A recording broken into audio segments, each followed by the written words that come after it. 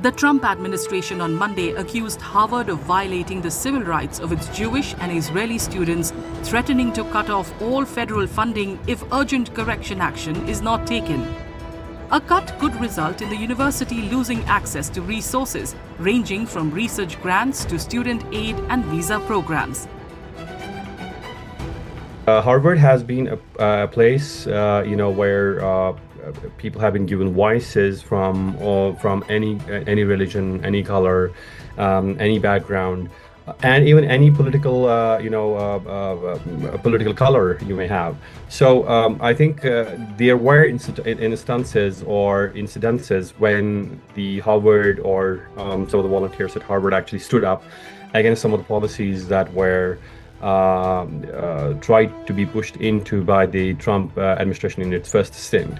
That did not go well with the Trump administration or the Trump government the second time. That's why they are actually trying to find out any instance or any kind of incident that they can latch on to, so that they can come after Harvard. If Harvard loses federal funding, the impact would be far-reaching. The university could lose access to federal research grants, over $2.6 billion of which have already been cut, and risk its ability to offer federally backed student loans and grants. That would affect both domestic and international students who rely on US financial aid to study at Harvard. If we really look up to the considerable amount of research that comes from Harvard, it has actually changed or brought into innovations and inventions, especially in the medical sciences field. And this would not be possible without the funding that was available to Harvard through a lot of government organizations, be it National Institute of Health, National Science Foundation, NSF, DoD, Department of Defense, DARPA, or any other government agency. But if that funding is cut, I think it's going to be extremely difficult for Harvard to be numero uno, that we have seen Harvard be on top for the last many decades, be it in the research involving recent or latest genetics or classical genetics, virology, bacteriology, molecular biology and structural biology, or bioengineering for that matter, biosensors, those kind of things. Harvard has been pushing boundaries. The threat to cut funding comes amid multiple legal and political battles between Harvard and the Trump administration.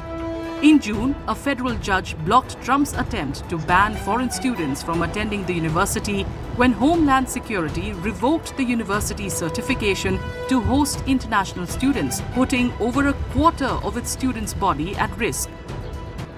People are not looking up to the US universities in general, and Harvard in particular, in the way they were looking up to it, because they know that it's not going to be an easy task. There is uncertainties in admissions. First of all, once the admission, if you clear the admissions, then the scholarships, especially if there are going to be these kind of enforcements on the Harvard funding, so to say.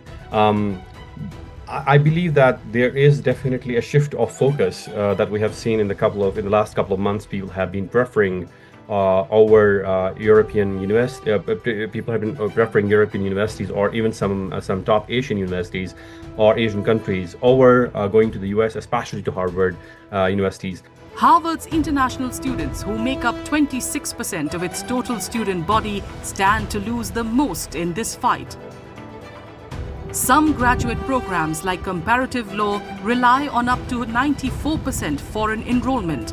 Harvard currently sponsors more than 7,000 individuals on F1 and J1 visas issued to students and exchange visitors, including fellowship recipients. Losing federal certification to host these visa holders would make it impossible for many to attend, effectively undermining Harvard's status as a global institution.